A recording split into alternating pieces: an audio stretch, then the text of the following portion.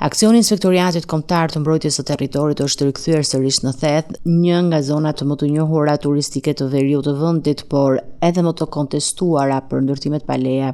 Në këtë fazë të dytë të operacionit, IKMT-ja pritet të shëmbë rreth 35 objekte që janë konstatuar si ndërtime pa leje brenda perimetrit të parkut kombëtar.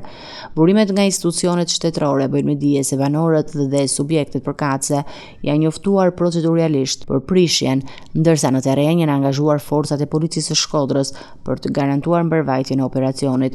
Ky është aksioni i dytë i ndërmarrë nga IKMT-ja në Theth, pas atij të muajit korrik ku ushqem rreth 70 struktura të tjera, kryesisht objekte akomoduese dhe bujtina të ngritura pa leje përkatëse. Aksioni i parë u shoqërua me kundërshtime dhe protesta nga banorët, të cilët argumentuan se ndërhyrja po dëmtonte burimin kryesor të ardhurave në zonë, turizmin familjar. Në korrik, për të garantuar sigurinë gjatë prishjeve në mbështetje të IKMT-s, u mobilizuan 10 forca policie, pasi në disa raste pati përplasje verbale dhe tensione mes banorëve dhe efektivëve.